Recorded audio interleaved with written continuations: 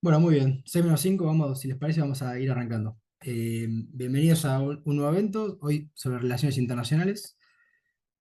Como ustedes sabrán, vamos a hablar un poco sobre la MINUSCA, o la Operación de Estabilización en República Centroafricana. Eh, Voy a introducir brevemente a nuestros invitados y recordarles cómo es el formato de la conversación de hoy. Como en general suele ser, primero tenemos un tiempo en el que los invitados exponen sin interrupciones, sin preguntas del público, y luego nosotros avisamos cuando abrimos a que los participantes hagan preguntas. Ahí vamos a pedirles que cuando tengan preguntas para hacer, levanten la mano y les vamos a activar el micrófono. Y bueno, por favor, si van a hacer preguntas, sean gentiles y prendan su cámara, así los identificamos. Este, pero en principio lo que vamos a hacer es tener una breve introducción de nuestro profesor Gabriel Guerrero y luego ahí sí le cedemos a José María para que explique y presente el tema de hoy. Bueno, brevemente voy a leer los currículums de nuestros invitados y vamos a comenzar, si les parece. Gabriel Jorge Guerrero es magíster en estudios internacionales por UCEMA, egresado del curso de formación de líderes para operaciones de paz de la ONU y licenciado en estrategia y organización por el Instituto de Enseñanza Superior del Ejército. General de brigada retirado, ha sido formado como soldado desde muy joven y ha estado en contacto con la política y la diplomacia como acciones de estabilización y pacificación de un Estado. Pasó por la Brigada de Despliegue Rápido para la ONU y cuenta con experiencia en operaciones de paz en África, Europa y Haití. En esta última se desempeñó como segundo comandante con 7.500 efectivos a su cargo y participó en negociaciones relativas a la evolución de la misión con otras 22 naciones. Ha sido expositor y asesor en varias oportunidades ante el Comité Especial de Operaciones de Mantenimiento de la Paz, también conocido como C34, de la Asamblea General de la ONU. Participó también en el Comité Especial de la ONU sobre el uso de la fuerza, con una nueva perspectiva para la protección de civiles y las operaciones multidimensionales de estabilización. Actualmente se desempeña como secretario académico de la licenciatura en Relaciones Internacionales acá en la UCEMA, nuestra universidad, como director de carrera en la Escuela Superior de Guerra Conjunta y como profesor de Operaciones de Paz y Cooperación Internacional en la Facultad de la Defensa Nacional y en la Universidad del SEMA. Además, es miembro del Board of Directors del Peace Operations Training Institute y participa anualmente como expositor en la International Association of Peacekeeping Training Centers. Así que le damos la bienvenida a nuestro profesor Gabriel Guerrero. Y Gracias. luego José María Carranza, quien nos va a explicar su experiencia viva y directa. Es licenciada en Administración y maestrando en Geopolítica, con tesis en desarrollo, por la Universidad Maimónides. Posee una especialización en Conducción Superior de Organizaciones Militares Terrestres y otra en Estrategia Operacional y Planeamiento Militar Conjunto. Es teniente coronel del Ejército Argentino, oficial de Estado Mayor del Ejército Argentino y Ecuatoriano y actualmente se desempeña como jefe del Departamento de Desarme, Desmovilización y Reintegración de la misión de MINUSCA en la República Centroafricana. Sobre esto último es sobre lo que nos va a hablar el día de hoy. Así que dándole la bienvenida a nuestros dos invitados, vamos a dar comienzo al evento con la introducción de nuestro profesor Gabriel Guerrero. Gabriel, tenés la palabra. Bueno, muchas gracias. Muy buenas tardes a todos. Un gusto para mí hablar de este tema ha sido parte de mi vida y mi pasión, pero hoy aquí la estrella, el gran protagonista es el tenor Carranza, que, bueno, gracias a lo que es el mundo hoy, desde allá tan lejos, la República Centroafricana, nos va a hablar en primera persona de algo tan interesante como este evento. Eh, Voy a compartir mi pantalla. En primer lugar, yo quiero felicitar a Levelers, en la persona de Facundo y todos los que trabajan allí, eh, por organizar este evento tan intrincado en las relaciones internacionales. Mis alumnos de la OSEMA están cansados de escucharme, pero bueno, quizás aquí haya otras personas que por primera vez toman contacto con operaciones de paz o las han escuchado lejanamente y creemos necesario con Facundo hacer una breve introducción para comprender lo que va a decir después el teniente Carranza más acabadamente. Eh, ¿Por qué estamos hablando de operaciones de paz dentro de relaciones internacionales? Bueno, fundamentalmente porque enviar soldados al exterior, ya sea para una intervención humanitaria, una operación de paz, como le digo siempre a mis alumnos, la apuesta más fuerte de un Estado dentro de las relaciones internacionales. Implica riesgos, implica certezas, implica estrategias muy fuertes, ¿no? La salida de tropas al exterior tiene una importancia muy grande para los estados en su relación con otros estados y con organismos internacionales. En este caso lo tenemos al teniente Carranza, que se desempeña como observador. Ustedes saben, mis alumnos me han escuchado en clase hablar, las Naciones Unidas, cuando despliegan tropas, pueden desplegar unidades eh, organizadas, como puede ser un batallón, pueden desplegar miembros individuales que integran parte de los estados mayores de la ONU o observadores, que es el caso del teniente Carranza. Las funciones son distintas, pero por supuesto todos están trabajando para la paz. Pero es importante hacer esa distinción porque las funciones son distintas y en el caso del general Carranza, él se va a explayar, por supuesto, mucho más que yo en qué es lo que realmente, cuál es su función y qué pasa en la República Centroafricana. Pero yo quiero hacer hincapié fundamentalmente en una cosa que es importante tenerla como concepto antes de entrar de lleno al terreno, que es donde está el teniente Carranza. Las Naciones Unidas, esta bandera pretende representarlo claramente. Desde su creación en 1945 hasta la década del 90 aproximadamente han tenido esta bandera inmaculada, prácticamente, ¿no?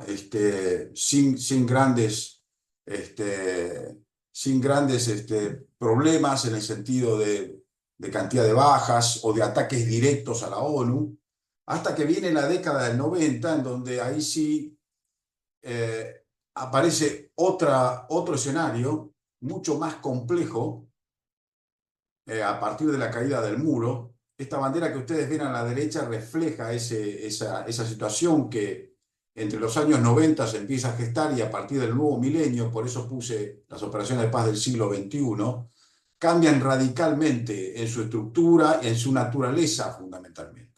Esa bandera que ustedes ven ahí es una foto que saqué en el cuartel general de la ONU en Nueva York. Es la bandera que flameó en el cuartel de las Naciones Unidas en Irak en el atentado, donde muere el representante secretario general, Sergio Vieira de Mello, y gran parte del staff de la ONU, ¿no? Ese es un punto de inflexión, lo mismo que Ruanda, ¿no es cierto?, el genocidio de Ruanda, son puntos de inflexión que tuvo la ONU en una época donde la naturaleza del conflicto cambia y por lo tanto la forma de abordar la paz cambia sustancialmente, ¿no? Empieza a haber otro tipo de operaciones que después más adelante voy a dar un poco los rasgos más importantes de su naturaleza. Pero es importante tener en cuenta este cambio. El despliegue yo he desplegado como observador en la década del 90, el despliegue que ha sido el teniente coronel Carranza es muy distinto al que se hacía en los primeros años de la ONU. El conflicto es mucho más complejo, ¿no es cierto? Y por eso hoy una operación de paz dura entre 12 y 19 años, cuando antes una operación de paz estaba en una duración de 1 año y medio, 2 años, ¿no? A raíz de esa complejidad. ¿Cuáles son los aspectos más distintivos de las operaciones de paz del siglo XXI? Bueno, en primer lugar, como estoy diciendo, mucho más compleja. Compleja en el sentido que el problema que hay que desentrañar es mucho más complicado. Los conflictos han pasado en su gran mayoría de ser interestado a ser intraestado, como va a contar Carranza, ¿no? La mayoría con guerra civil, donde en estados fallidos o estados que están al borde del colapso, donde no hay instituciones. Entonces, la reconstrucción se hace mucho más difícil, ¿no es cierto? No es lo mismo una operación como la que va a relatar la República Centroafricana Carranza, que es la operación en Chipre, donde las partes en conflicto están claramente identificadas, hay una buffer zone y claramente se puede distinguir, digamos, con quién negociar, en qué momento negociar y cómo lograr la paz con un plan, ¿no es cierto? Entonces, eso llevó a las operaciones, además de otros factores que ahora voy a mencionar, a hacerlas mucho más complejas. Si nosotros observamos el primer mandato que emite la ONU para la operación en Medio Oriente, tenía apenas 8 páginas. Hoy un mandato, este es un dato menor, pero da una clara indicación de la complejidad de las operaciones de hoy. Un mandato de la ONU hoy, emitido por el Consejo de Seguridad, está entre 80 y 100 páginas y se va renovando anualmente y agregando misiones y tareas a los elementos que están intentando pacificar o lograr el cumplimiento de un acuerdo de paz o lo que fuere, ¿no? El segundo punto que es importante son multidimensionales, como dice acá este cuadro verde, es decir, abarcan todas las dimensiones que componen hoy la paz. La paz ha dejado de ser el simple silenciamiento de las armas y ha pasado a ser algo mucho más complejo, que es que abarca todas las dimensiones: política, económica, derechos humanos. Es decir, ya se aborda la paz en una forma holística, ¿no? Y eso también lo hace mucho más complejo, y por eso hay muchísima, hoy en el ranking de las operaciones de paz de la ONU, la misión que va a presentar Carranza es la que está en top, ¿no? Y en cantidad de efectivos y en complejidad, junto con la misión en el Congo, MONUSCO, ¿no? Los mandatos son mucho más robustos. ¿Qué quiere decir que los mandatos son robustos? Bueno, lo que yo decía recién, hablando físicamente del mandato, la cantidad de hojas, etcétera, pero aparte ha habido un cambio muy importante que está conectado con lo que viene después, que es el uso proactivo de la fuerza. Hay un cambio muy importante en quienes están en el terreno respecto de las condiciones en las cuales pueden usar la fuerza. El cambio fundamental es que ya la fuerza no se utiliza solamente en legítima defensa, como era hasta la década, hasta el año 1999, sino que dice, y en defensa del mandato. Quiere decir que todo lo que esté en el mandato, el personal, por supuesto, el personal que está en el terreno podrá usar la fuerza, por supuesto, con las reglas básicas de uso de la fuerza, la proporcionalidad, etcétera, todas las que ustedes conocen, pero hay un uso, como dice ahí, proactivo de la fuerza. Es decir, ya la ONU no es que espera recibir una amenaza, sino que sale a cumplir lo que dice el mandato, ¿no? Y acá tenemos otro elemento distintivo de las operaciones de paz del siglo XXI, que son nuevos actores. Carranza lo va a contar muy bien, vaya si está complicado ese tema en República Centroafricana, e incluso permanentemente aparecen otros actores que ya incipientemente estuvieron en años anteriores, en Mali, en Sudán y demás, pero como pueden ser las compañías privadas de seguridad, lo cual hace todavía más complejo y pasan a ser lo que se conocen en las naciones de paz como spoilers, ¿no? Que hace muchísimo más complejo el trabajo de lograr la paz, no solo entre las facciones enfrentadas en la misión, sino que hay que ocuparse de terceros que tratan de inclinar la balanza hacia uno u otro bando, ¿no? El otro aspecto es que la ONU debe renovarse, está en plena renovación, porque el conflicto o la naturaleza del conflicto cambia permanentemente. Hoy estamos viéndolo eso con la guerra Rusia-Ucrania, el conflicto en Medio Oriente, Israel-Hamás, y la ONU está permanentemente en cambio y tratando de adaptar la organización al conflicto. En ese sentido, que es muy importante, y esto también yo lo felicito a quienes han organizado esto, porque a los profesionales de las relaciones internacionales, política exterior, ciencias políticas, diplomáticos, los estados deben involucrarse mucho más en esto, ¿no? Y ese involucramiento se logra a través del conocimiento. Nosotros tenemos argentinos como Carranza desplegados en el mundo, y mucha gente no sabe exactamente qué es lo que están haciendo y para qué y con qué misión, ¿no? Y aparece otro elemento que lamentablemente en América Latina no está presente, que son las organizaciones regionales, que empiezan a jugar un papel muy importante. En la década del 90 aparece la Unión Africana, la OTAN, la Organización para la Seguridad y Cooperación de Europa, ECOWAS, una infinidad de organizaciones regionales que empiezan a trabajar como herramienta ya preestablecida y prearmada para las operaciones de paz de la ONU. Entonces esto potenció la capacidad de la ONU de intervención rápida, potenció la capacidad de la ONU de uso de la fuerza, de organización, incluso logística y de costos. O sea que estamos frente a una nueva era de operaciones de paz, ¿no? Y otro elemento que lo muestro aparte, está cambiando ahí Facundo la placa, ¿no? Dice protección de civiles, ¿no es Sí, sí, cierto? perfecto, Ok, Sabiel. gracias. protección de civiles, protection of civilians, es el nuevo ingrediente que ha cambiado totalmente la naturaleza de las operaciones de paz. Es decir, ya la misión principal pasó a ser la protección de civiles, porque a todos estos grupos armados, incluso lo podemos ver incluso en la guerra Rusia-Ucrania con ejércitos o fuerzas regulares, el blanco, lamentablemente, han pasado a ser los civiles, ¿no?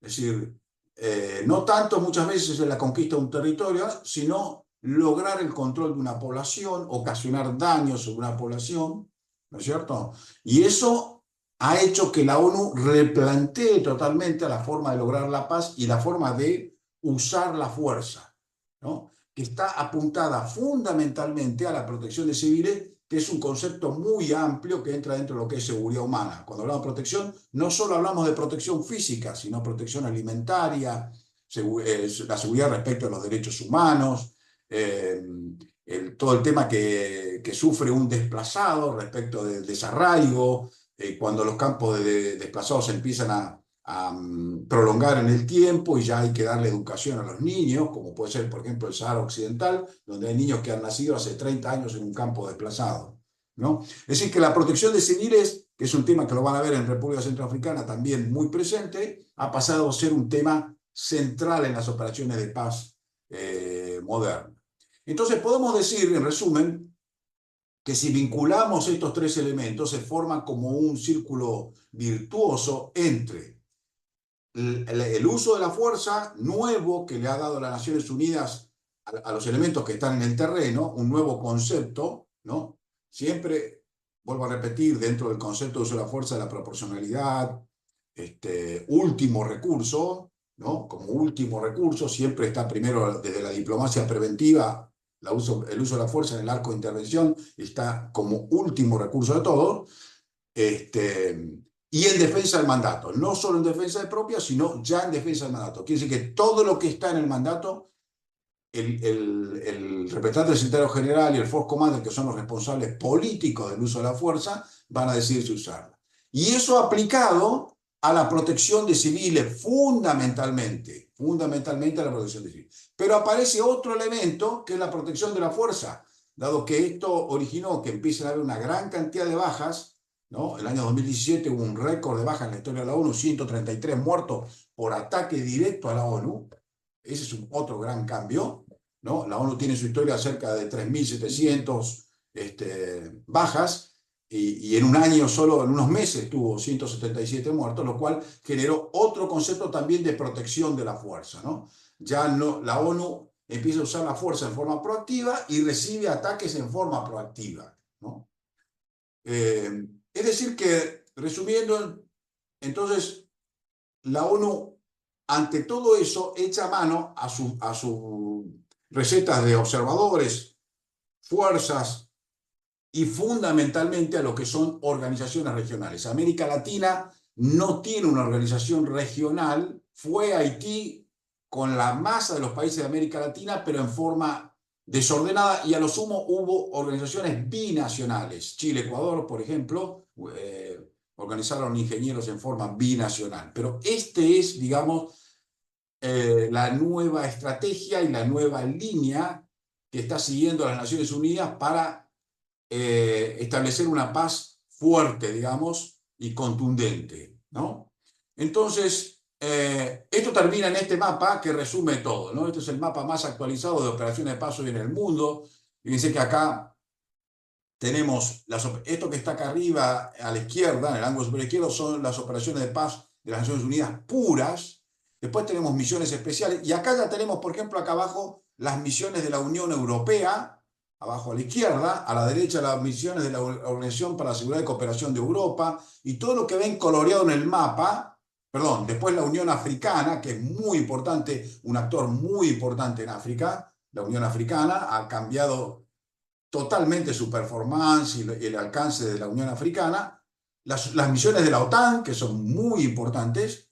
O sea, fíjense la cantidad de actores. Es decir, que hoy cuando hablemos de una misión de paz, que esto es muy importante, no hablamos solamente de la ONU, estamos hablando de una gran cantidad de organizaciones que cooperan y hacen que las operaciones de paz sean puras, cuando está solamente la ONU, o híbridas, cuando interviene la ONU y alguna otra organización de estas que yo les estoy mostrando. Aquí abajo tienen la línea de la cantidad de fuerzas desplegadas. Hoy estamos en 85.000, 90.000 efectivos en el mundo para lograr la paz en todas estas misiones, ¿no?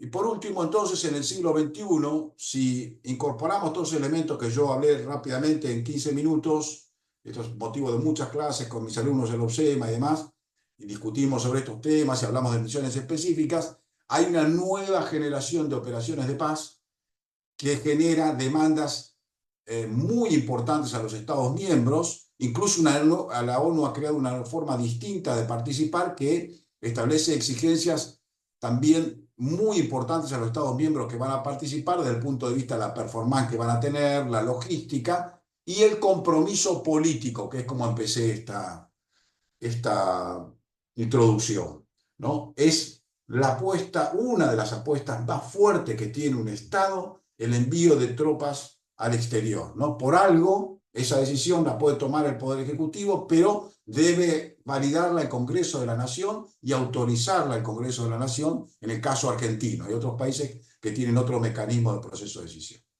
Bueno, creo que con esto he hecho una introducción muy rápida de en qué estado están las operaciones de paz para que ustedes ahora sí escuchen al teniente coronel Carranza hablando de una de ellas, la más importante hoy en el sentido de que la que tiene, está ahí en el tope de la importancia por cantidad de miembros y el interés de la ONU y ubicarse en el centro de África, muy cerca ahí del Congo, en el lugar más caliente del África subsahariana.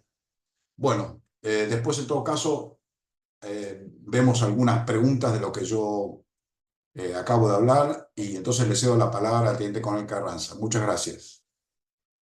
Espectacular, Gabriel. Buenísima. Excelente introducción y teniendo en cuenta ahora lo que son las operaciones de paz en el siglo XXI, pasemos a la exposición del coronel Carranza en la operación de paz en República Centroafricana. Cuando quieras, puedes comenzar. Bueno, buenas tardes para todos, buenas noches para mí. Acá son más de las 10 de la noche en la República Centroafricana. Primeramente, antes de comenzar, le quiero agradecer a Facundo y al general Guerrero por haberme invitado a participar en este evento y poder compartir con todos ustedes mis experiencias personales, profesionales acá en África, contarles un poco cómo es la misión, cuál es la problemática no solamente militar, sino también política y geopolítica y de relaciones internacionales, eh, que forma todo un combo, ¿no? Que es bastante difícil de comprender, pero que vamos a tratar de deshilacharlo un poco como para que puedan llevarse una idea de la situación actual del país, por qué está en esa situación, cuáles son los intereses en juego de diferentes actores internacionales, no solamente actores nacionales que en un primer momento son los que generaron el conflicto, pero bueno, este conflicto ha ido evolucionando en los últimos 20 años y hoy no solamente participan los grupos rebeldes que están desplegados en el país y el gobierno nacional, sino que también hay fuertes intereses extranjeros eh, involucrados en toda esta situación conflictiva, ¿no? Y por supuesto, ¿no? La misión de paz de MINUSCA de Naciones Unidas que está acá en el país hace 10 años y que forma parte de esos actores y debe lidiar mucho con esta complejidad que tiene la situación político-militar del país en puertas adentro. Así que, bueno, les voy a compartir la pantalla, así vamos ya entrando en tema. Ahí se ve bien, así que cuando quieras presentar ya, pero te digo que se ve bien. ¿Se ve Perfecto. bien? Sí. Sí, 10 puntos. Bueno, lo que vamos a ver en esta charla en el siguiente tiempo, básicamente la estructura de la siguiente forma, ¿no? Primero, tener una idea del contexto geográfico e histórico del país, ¿no? La República Centroafricana no es un país muy conocido sobre el que esté puesto el foco de las noticias o de los medios internacionales. no es un país sobre el que uno escuche muchas cosas eh, o noticias relevantes del ámbito que sea, desde Argentina por lo menos, ¿no? Después bueno, vamos a ver al grupo Wagner, conocerlo un poco, cuáles son sus orígenes, cómo juega en todo este conflicto, qué rol cumple, que es un rol muy importante, ya vamos a ver. Después ver también un poco cuál es la situación actual del país, más allá de cómo ha ido evolucionando el conflicto, a dónde estamos parados hoy en día. Después sí adentrarnos un poquito para ver la misión propiamente dicha, cuáles son sus tareas principales, qué es lo que busca la misión de MINUSCA en el país,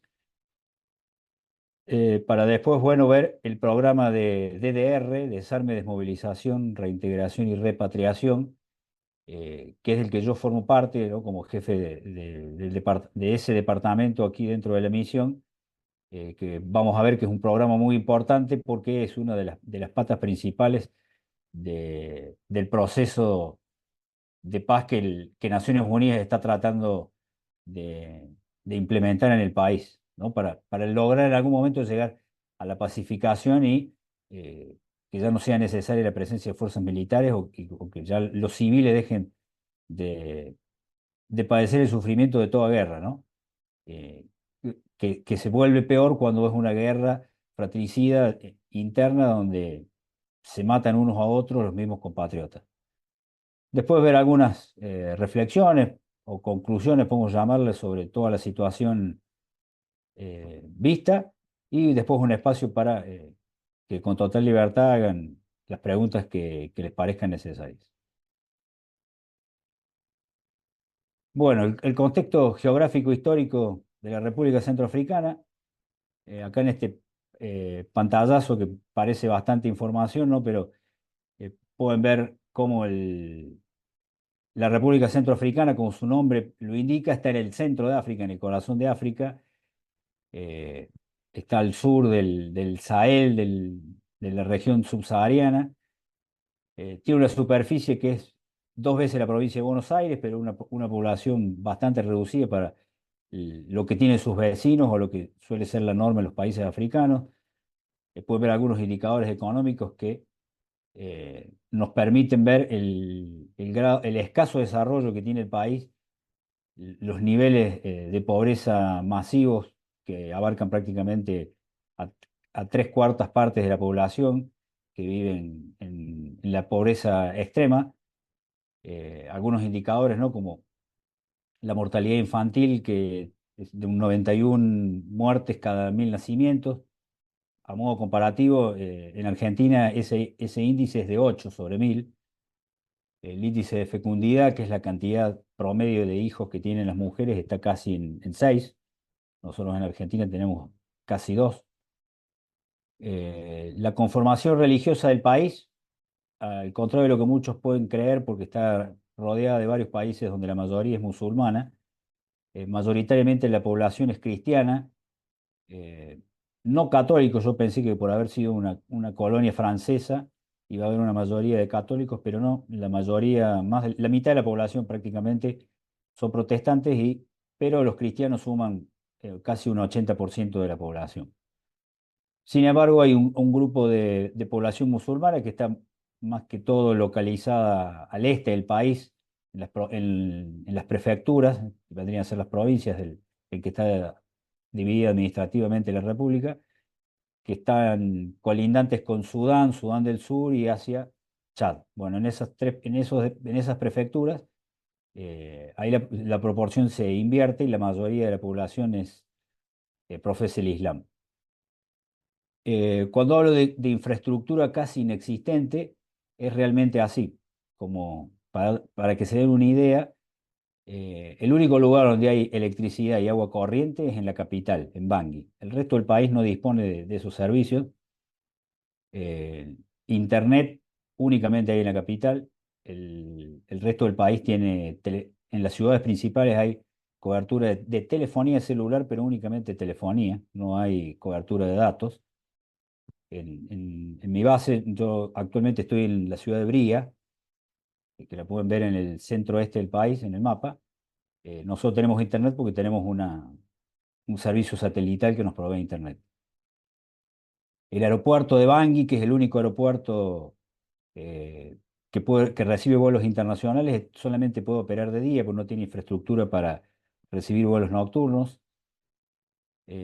Las comunicaciones internas son muy difíciles todo el año, pero particularmente peor en la época de lluvias como estamos actualmente, porque no hay ningún camino asfaltado, no hay ninguna ruta que uno pueda nombrar como ruta, son todos caminos de tierra que en épocas de lluvia se vuelven prácticamente intransitables.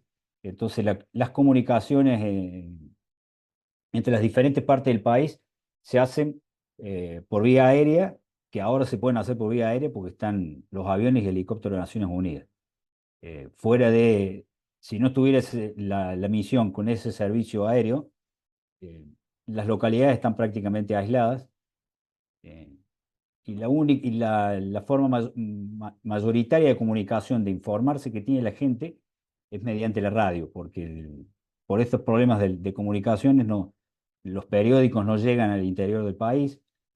Al no haber electricidad, prácticamente nadie puede ver la televisión. Entonces, eh, como si estuviéramos en 1930, el medio de comunicación para toda la mayoría de la población sigue siendo la radio.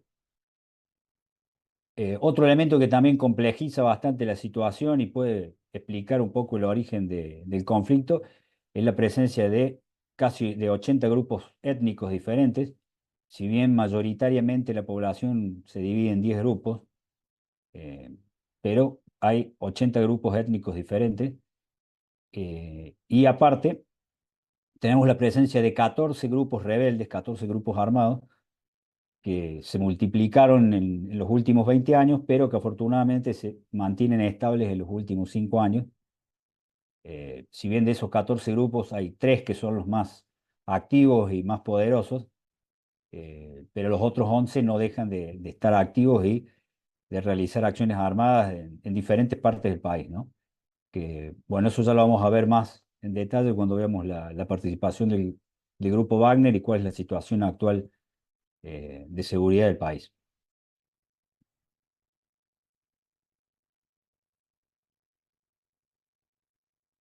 Después, yendo un poco a ver la historia de la República Centroafricana, que es necesario conocer, aunque sea un pantallazo de su historia, que no es mucha, ¿no? Porque nos va a servir para entender un poco desde dónde se origina el conflicto. Que el conflicto, podemos decir, se origina prácticamente a los pocos años de nacer como país independiente, ¿no? En 1960 Francia le otorga la independencia, no hay una guerra por la independencia. El primer gobierno, sin embargo, es puesto por Francia, o sea, no hay elecciones. Por lo tanto, tan solo 6 años después, el jefe del ejército da un golpe de Estado, el general Bokassa, que un par de años después se autoproclama emperador, le cambia el nombre del país a Imperio Centroafricano, eh, e impone un largo reinado, una larga dictadura hasta 1979, cuando es derrocado por el que se desempeñaba como jefe de su ejército, el general Kalimba. Este general va a gobernar también dictatorialmente, con la misma crueldad y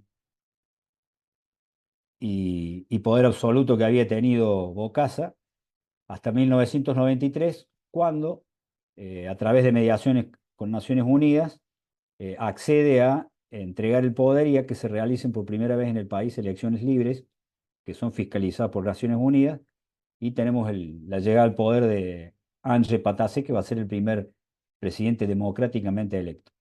Sin embargo, este primer presidente, al poco tiempo, asume el poder absoluto, el control del país, y va a gobernar el país casi durante 10 años hasta que nuevamente en el 2002 va a haber un golpe de Estado por parte del general Bozizé, que al poco tiempo va a tener que enfrentar un levantamiento de diferentes grupos a lo largo y ancho de todo el país, que van a desembocar en la primera guerra civil que el país va a sufrir, ¿no?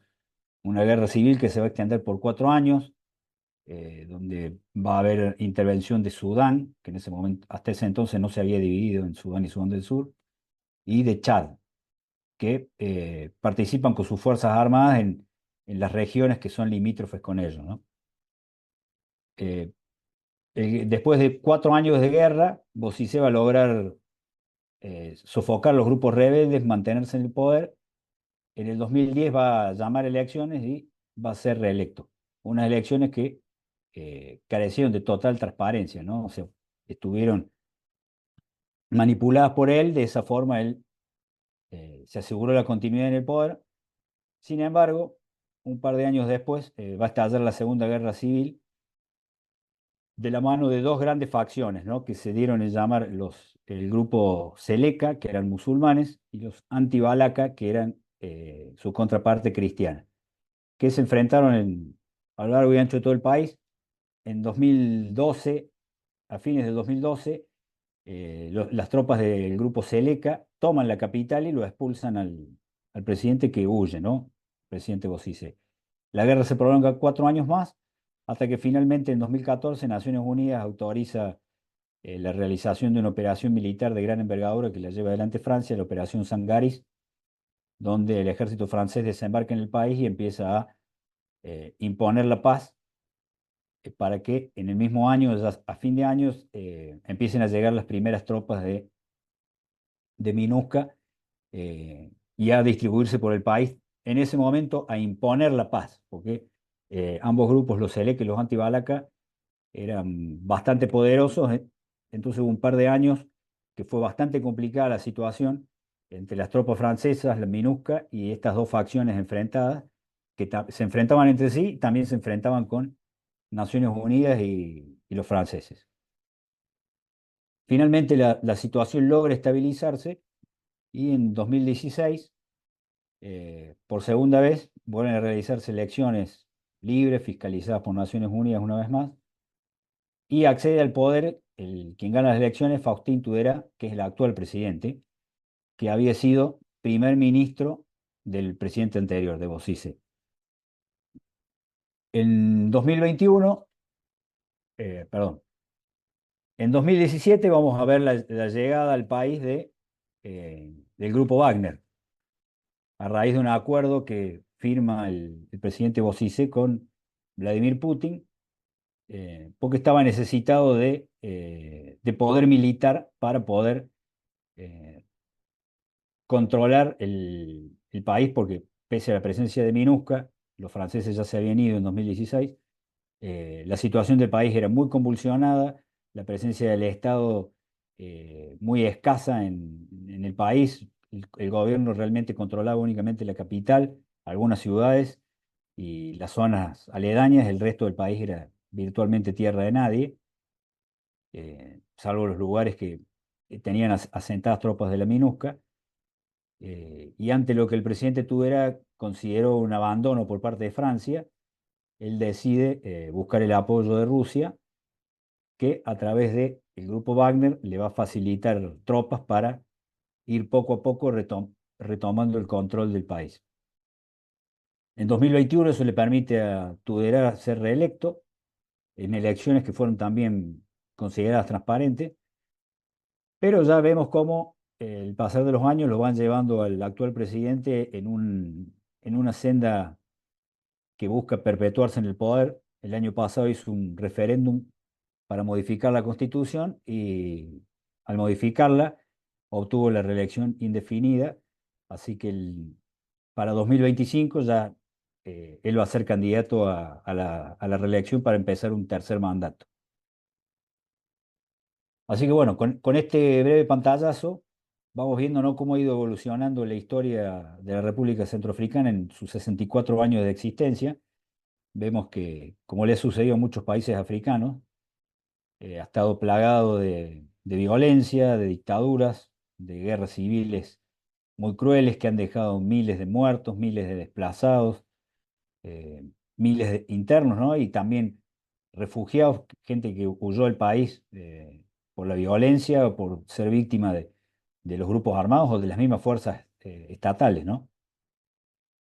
porque la violencia contra la población civil no ha sido ejercida únicamente por estos grupos rebeldes, sino también por el ejército centroafricano y por el grupo Wagner.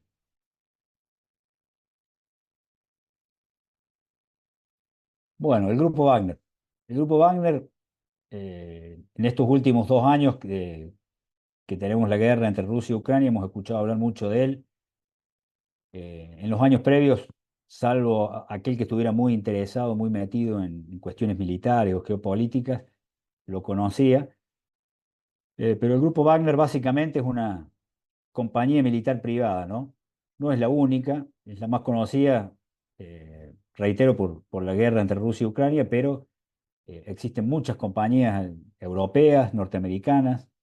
Es más, Estados Unidos ha hecho uso de compañías militares en Irak y Afganistán, nada más que han sabido mantener un perfil más bajo o han hecho un mejor manejo de la información que el grupo Wagner, y por eso el grupo Wagner está en el ojo de los medios de comunicación, de la prensa internacional, de los analistas internacionales, y eh, este grupo, esta organización paramilitar o de mercenarios, cualquiera de las definiciones le cabe bien, tiene una fuerte presencia en África y muy fuerte presencia en la República Centroafricana. Acá aquí podemos ver en la foto central, es quien hasta fines del año pasado, mediados del año pasado, era su jefe, ¿no? Yevgeny Prigozhin. Esa foto fue tomada en Mali, pero bueno, ha estado en diferentes países de África, Prigozhin. Prigozhin, si recuerdan,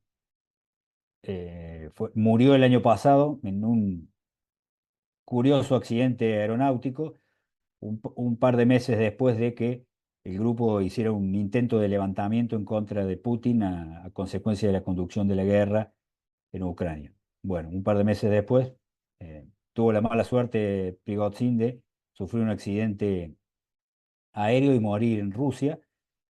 Actualmente se desconoce quién es el comandante del grupo Wagner, no hay una figura como era Prigozhin, pero sin embargo sus actividades siguen a lo largo y ancho de África e inclusive en el frente ucraniano también con activa participación. Bueno, el grupo Wagner, para ver un poquito, ¿no?, su historia, su génesis, nace en 2014, en la primera etapa del conflicto de Rusia-Ucrania, ¿no? Cuando Rusia se apodera de Crimea, eh, apoya la secesión del Donbass y de Lugansk. Bueno, ahí quien va a ser el fundador del grupo Wagner, un ex oficial del ejército ruso de las fuerzas especiales llamado Dmitry Gutkin, es el que lo va a fundar, va a crear este grupo, ¿no?, convocando a ex miembros de las Fuerzas Armadas, convocando a ex combatientes chechenos, eh, y se va a involucrar activamente en esa primera etapa del conflicto ruso-ucraniano en esas regiones, ¿no? Ahí es donde va a hacer sus primeras armas, donde va a tener, podemos decir, su bautismo de fuego del grupo Wagner. Al poco tiempo, como mencionaba recién, eh, el presidente Tudela, buscando apoyo internacional y fundamentalmente apoyo económico y militar, se va a reunir con el presidente Putin, quien le va a ofrecer ese apoyo, ¿no?, económico, militar, eh, para ayudarlo a pacificar el país, que es el objetivo que manifiesta el presidente, ¿no?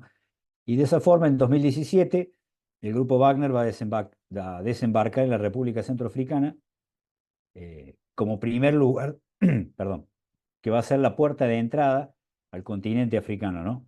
Hasta ese entonces el grupo Wagner estaba involucrado en Siria y, como habíamos dicho, en Ucrania y en otros conflictos en los que estaba involucrado Rusia.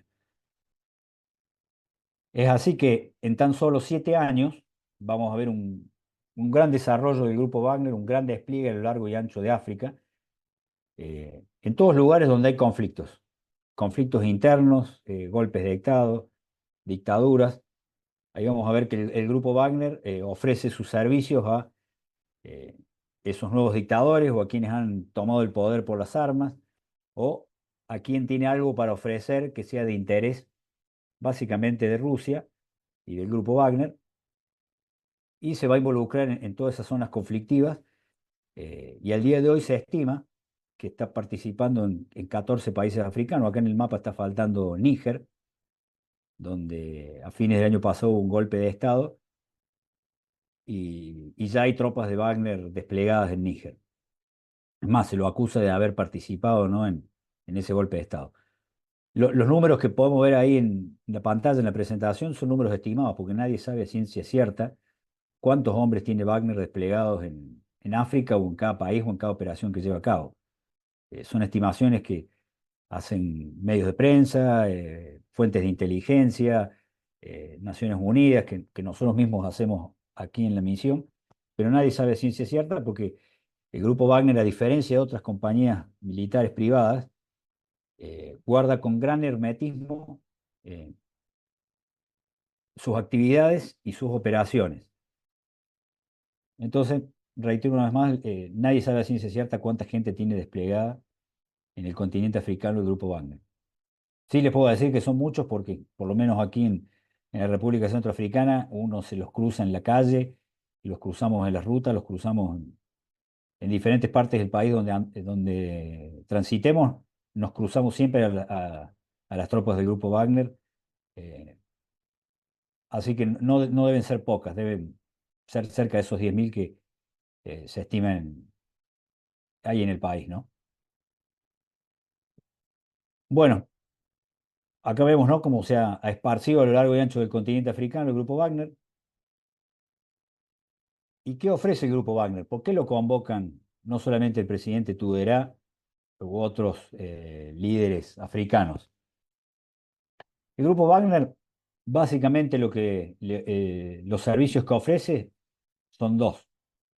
Por un lado, ofrece entrenamiento para las fuerzas militares y por otro lado, lo que el grupo denomina seguridad, operaciones de seguridad, que dentro de ese concepto de seguridad es muy amplio y vamos a encontrar un sinnúmero de actividades que va a realizar el grupo Wagner.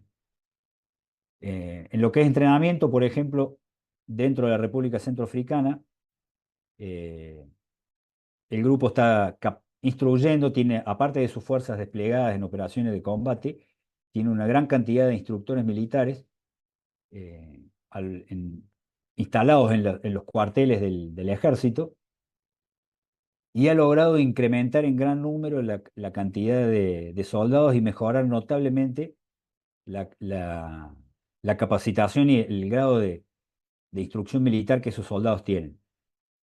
Al momento que llegó el grupo Wagner, el ejército estaba prácticamente disuelto, tenía muy pocas fuerzas, no era una fuerza cohesionada ni organizada. Después de casi 15 años de guerras civiles, su armamento era escaso, su poder de fuego, por ende, era muy limitado y su capacidad de operar a lo largo y ancho del país o de desplegarse a combatir a los grupos armados también era casi nula.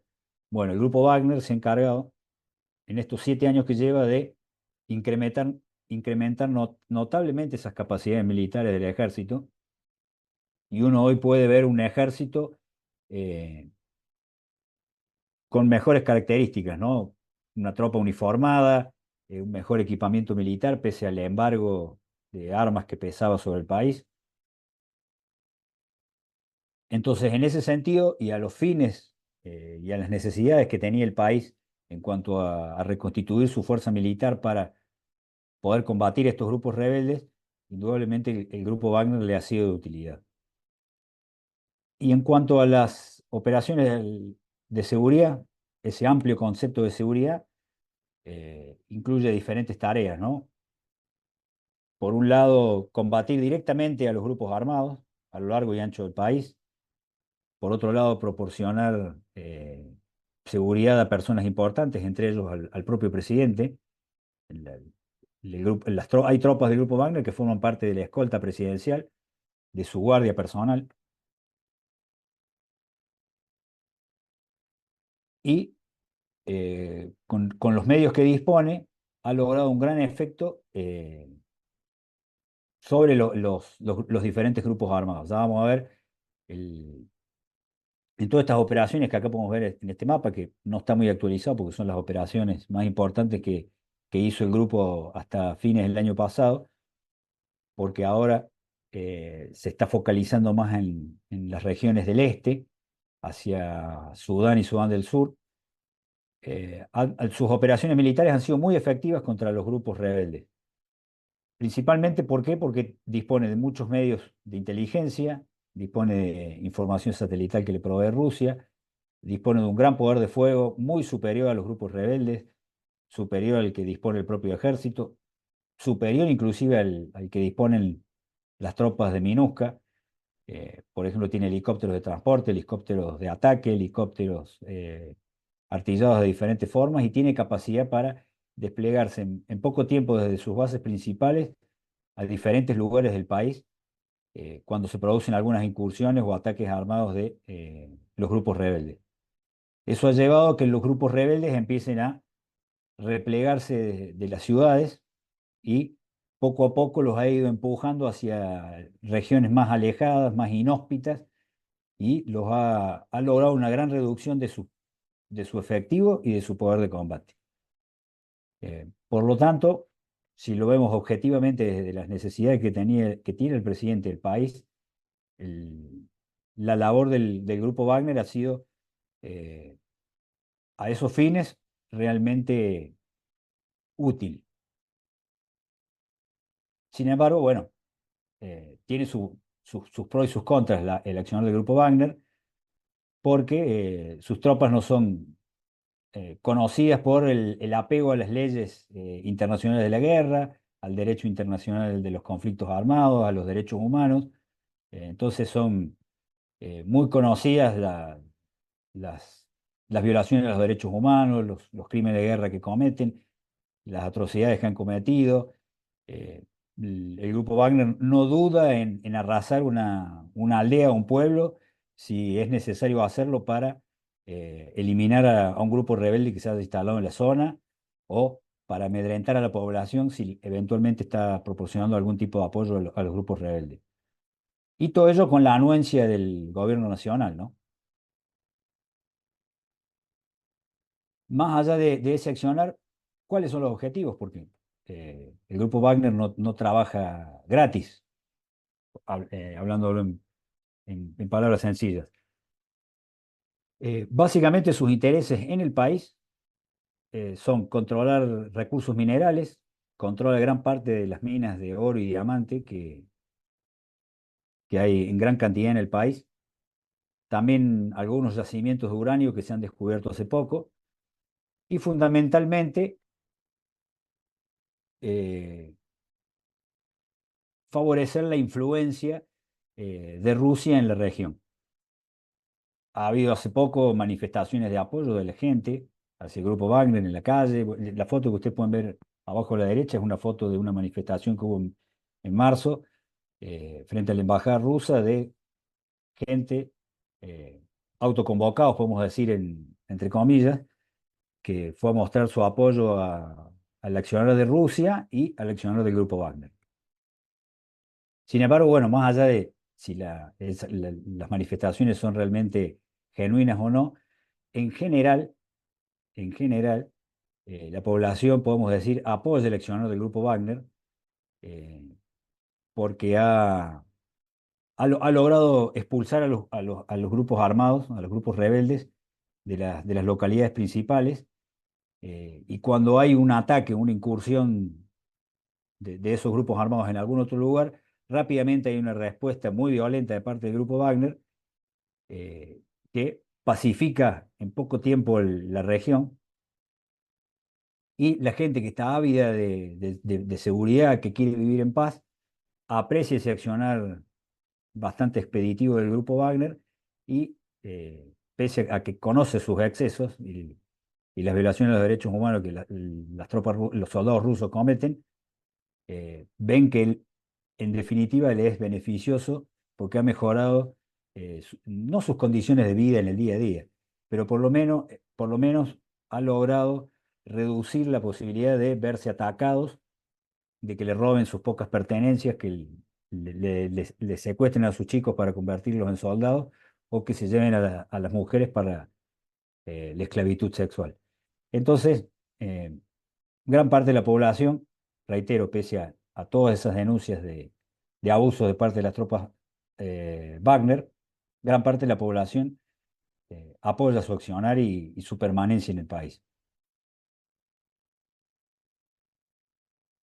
Ya saliendo un poquito del contexto de Centroáfrica, de la República Centroafricana, me pareció interesante compartir esta infografía, ¿no? Que muestra un poco cuál ha sido el accionar de la política exterior rusa en, en África, particularmente en la zona del Sahel, ¿no? Esta zona que está al sur del Sahara, y donde ustedes pueden ver, ¿no? Como en los últimos 2, 3 años ha habido una serie de golpes de Estado que acabaron con las democracias que había en esos lugares, y que los nuevos gobiernos, de facto, los nuevos gobiernos militares, cambiaron la orientación política de los gobiernos que estaban en curso. Hay un fuerte sentimiento antifrancés en todos estos países. Mali, Níger, Chad, Burkina Faso fueron colonias francesas, donde permanentemente hubo intervenciones de Francia, intervenciones armadas directamente, en Mali también. Han fogoneado este sentimiento antifrancés y antioccidental también en estos países, y han apoyado esos golpes de Estado. Estos nuevos gobiernos de facto rápidamente han buscado el apoyo de Rusia, apoyo económico y militar. El apoyo militar se hace básicamente enviando tropas del grupo Wagner, y el apoyo económico que estos países necesitan, eh, las dictaduras de estos gobiernos de facto necesitan para poder consolidar su poder sobre el país. ¿Qué tienen para ofrecer todos estos países? Lo mismo que la República Centroafricana, básicamente recursos naturales y fundamentalmente recursos minerales. Todos estos países son ricos en petróleo, en oro, diamantes, uranio, algunos tienen las llamadas tierras raras, que son elementos que cotizan alto hoy en el mercado internacional, y que Rusia, embarcada en una larga y costosa guerra con Ucrania, a quien le han cerrado muchos mercados internacionales, le han puesto embargos, sanciones económicas, le sirve como una fuente de ingreso que relativamente le cuesta poco obtener esos recursos, tan solo proporcionar el apoyo militar a través de los mercenarios del grupo Wagner. Las fotos que pueden ver abajo, ¿no? Derecha e izquierda, la de la izquierda es muy reciente, es de fines del año pasado, cuando fue el golpe de Estado en Níger. Eh, Ahí pueden ver gente ondeando la bandera de Níger y la bandera de Rusia en apoyo al accionar de los rusos. La de la derecha es una manifestación aquí en Bangui, en la capital del país, en apoyo a Rusia y al grupo Wagner. Entonces, podemos ver que el grupo Wagner, más allá de considerarlo mercenarios, compañía militar privada, eh, otros dicen que son una banda de forajidos, otros lo catalogan aún peor, pero sin embargo, más allá de eso, no deja de ser una herramienta, y me animaría a decir, no deja de ser la herramienta principal de la política exterior de Rusia en África, principalmente no en esta región subsahariana, y que tiende a esparcirse hacia otros países, ¿no? Porque eh, Camerún no tenía un golpe de Estado, no ha tenido una guerra civil, no tiene grupos armados ni nada que se le parezca, pero sin embargo, hace poco firmó un convenio para recibir asesores militares con Rusia. Lo mismo que Gabón, y lo mismo que Sudán, donde todos conocemos que hay una guerra civil terriblemente cruel y sanguinaria. Eh, bueno, ahí las tropas de Wagner no están participando en acciones de combate, pero sí están brindando asesoramiento militar algunas de las facciones que están enfrentadas en esa guerra civil en Sudán.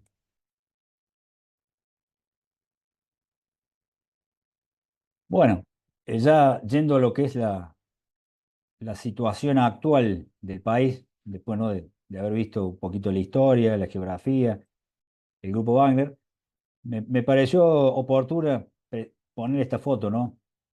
Acá lo pueden ver, el que está hablando al medio es el presidente, y los que están proporcionando la seguridad en este acto, por un lado tienen un soldado de Ruanda de Naciones Unidas y a la izquierda tienen un soldado ruso del grupo Wagner.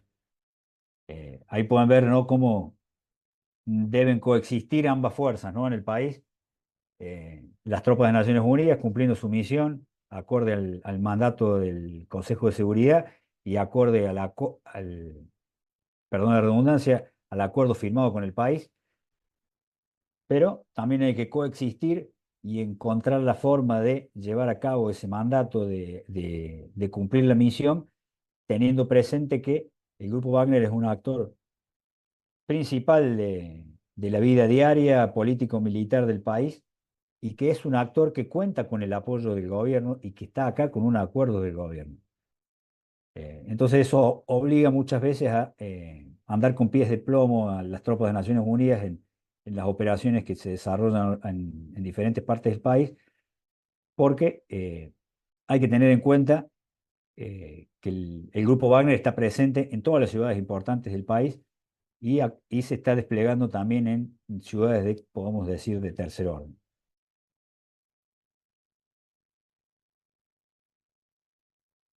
Actualmente, bueno, lo mencioné hace un ratito, en los últimos 2 años el ejército centroafricano ha incrementado notablemente su poder, su capacidad de combate y sus efectivos. Por ejemplo, en lo que va del año ha incorporado más de 3.000 soldados. Esos soldados son entrenados por los rusos de Wagner. Está adoptando un despliegue mayor, está tratando de ocupar zonas más alejadas y de llevar la presencia y el poder del Estado hacia más allá de las ciudades importantes, también de llegar a áreas rurales y de controlar también, fundamentalmente en estos últimos 3 meses, la frontera con Sudán y Sudán del Sur. Eh, Así como el ejército está creciendo en número y capacidades, también lo hace el grupo Wagner. Hace poco se firmó un nuevo convenio para incrementar el número de asesores militares rusos. Eh, se está, ha habido reuniones en los últimos 2 meses entre el ministro de Defensa, el embajador ruso, el presidente Tudela estuvo hace poco en San Petersburgo reunido con el presidente Putin para incrementar la ayuda que Rusia le proporciona a la República Centroafricana, e inclusive se está evaluando la posibilidad de otorgarle lo que era un antiguo cuartel del ejército centroafricano para que el grupo Wagner instale una base de operaciones principal en las cercanías de la capital. Así que vemos, ¿no?, que la influencia rusa, la participación rusa, lejos de disminuir o de estar por alejarse, tiende a incrementarse en el país. Creo yo que para tratar de contrarrestar esto, Francia, después de años de haberle soltado la mano al gobierno centroafricano, eh, está tratando de volver a hacer pie en el país, si bien la embajada siempre permaneció abierta, pero la presencia francesa hasta el momento es nula en el país, más allá del embajador y la gente de la embajada. Pero hace 2 meses el presidente Macron lo recibió al presidente Tudela y retomaron la ayuda financiera que en su momento Francia le proporcionaba al país, y ya le hizo un primer desembolso de dinero el mes pasado, a principios de julio, como bajo el concepto de ayuda humanitaria. Eh, Creo yo, y analizando un poco la situación, Francia está tratando de recuperar el protagonismo que ha perdido en los últimos años, pero a mi entender se acordó un poco tarde, ¿no? Porque la presencia rusa ya lleva 7 años y es una presencia muy fuerte. Adicionalmente, ¿no? A esta situación política, a esta situación geopolítica, hay un elemento que está complicando la situación en la región este del país, tanto al norte como al sur, que, que deriva de un conflicto externo, ¿no? En la que nada tiene que ver la República Centroafricana, que es esta guerra cruenta, guerra civil que se está librando en Sudán. Y realmente el flujo de refugiados, de gente que está huyendo de la violencia en Sudán, es incesante. Día a día están cruzando la frontera hacia República Centroafricana. Hoy se estima que hay más de 700.000 refugiados sudaneses distribuidos en el país, pero principalmente en la región noreste y desplazándose también hacia el centro, ¿no? Acá es importante, bueno, ver cómo se relaciona esto con la presencia de Naciones Unidas, porque estos refugiados normalmente tienden a instalar sus campamentos en cercanías de donde están las bases de MINUSCA en el país. Por ejemplo, el campo de refugiados más grande de refugiados sudaneses está en la ciudad de Birao, en el noreste, que está a 200 kilómetros de la frontera con Sudán, donde no se llega al nivel de una crisis humanitaria porque las agencias de Naciones Unidas están haciendo un fuerte trabajo en esa región, porque la verdad que el gobierno centroafricano tiene muy poca capacidad de brindar apoyo a esos refugiados que llegan prácticamente sin nada, pero gracias a esa labor paliativa de las agencias de Naciones Unidas se está logrando evitar que esto desemboque en una crisis humanitaria en el noreste del país por la gran cantidad de refugiados que están ingresando, que no tienen nada en una región no muy habitada, que, como mencioné primero, carece de todo tipo de infraestructura, con lo cual la única mejoría que tiene esa población al huir de la guerra es que está a salvo de los ataques indiscriminados de los dos grupos enfrentados en Sudán, pero no están a salvo de las acciones de los grupos armados rebeldes que operan en esas regiones del país. De la mano de este crecimiento del ejército y de la participación rusa, es notorio el ver cómo estos 14 grupos armados han ido perdiendo poder y fuerza en estos últimos 3 años, han reducido notoriamente sus efectivos y también la cantidad de acciones armadas que realizan, y esas acciones cada vez son de menor magnitud. Hace unos años realizaban acciones con 100, 200 hombres. Hoy, según nuestros reportes de inteligencia, nuestros reportes de incidentes de Naciones Unidas, las acciones armadas que realizan son normalmente en grupos entre 10 y 20 rebeldes, nada más. Esa es la capacidad que hoy están teniendo los grupos armados de operar.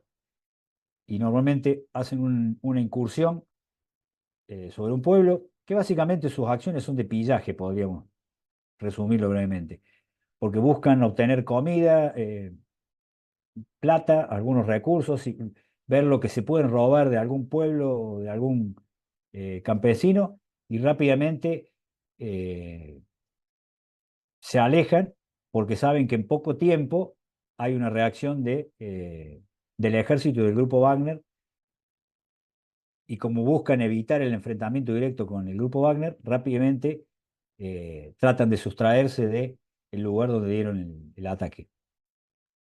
Estos grupos antiguamente controlaban muchos campos, minas, de estas minas que mencioné de oro y diamantes, pero paulatinamente han ido perdiendo el control de esas minas, y hoy, según nuestros informes, no controlan ninguna de estas minas, puede ser alguna en un modo muy artesanal, pero han perdido el control de lo que era su principal fuente de recursos, que eran los diamantes y el oro. Eh, con esto ven reducidas las posibilidades de conseguir armamento para seguir operando. Esto ha llevado también, si bien lo vamos a ver, está más vinculado, ¿no?, con otra parte de la exposición, que es lo del programa de DDR, esto ha llevado a que en los últimos meses se haya incrementado notoriamente también la cantidad de desertores, podríamos decirle, de miembros de estos grupos que de a uno, de a dos, de a tres, se acercan a nuestras bases con su armamento y buscan sumarse a este programa de desarme y desmovilización. Ya yendo un poco más a cuestiones políticas, el mes que viene, perdón, en octubre, están planificadas realizarse elecciones municipales por primera vez en 20 años, que paradójicamente el gobierno está organizando con el apoyo y la supervisión de Naciones Unidas, pero por otra parte, la oposición política se opone a la realización de estas elecciones porque dice que no están dadas las condiciones de transparencia y de seguridad para que el acto electoral se desarrolle y han decretado un boicot a estas elecciones. Pero pese a este boicot opositor, el proceso electoral ya está en marcha. eh, Se está trabajando entre Naciones Unidas y el Gobierno Nacional para supervisar, controlar y dar seguridad a los diferentes centros de votación que se van a desplegar en el país en octubre. Eh, y creo yo, las elecciones se van a realizar eh, seguramente con algunos inconvenientes, ¿no? Pero se van a realizar exitosamente en el mes de octubre pese a este boicot opositor. Dentro también de este juego, ¿no?, de intereses extranjeros, de actores foráneos al país, en los últimos años también se ha visto un- una creciente actividad y participación de China en el país, no a través de apoyo militar ni nada que tenga que ver con lo estrictamente militar. Pero gran parte de las minas, las que no controla el grupo Wagner, están en poder de consorcios mineros chinos. Y hace poco también el presidente Tudela se reunió con el presidente chino y firmaron un acuerdo de cooperación económico para, no solamente apuntado a la minería, sino también apuntado a infraestructura.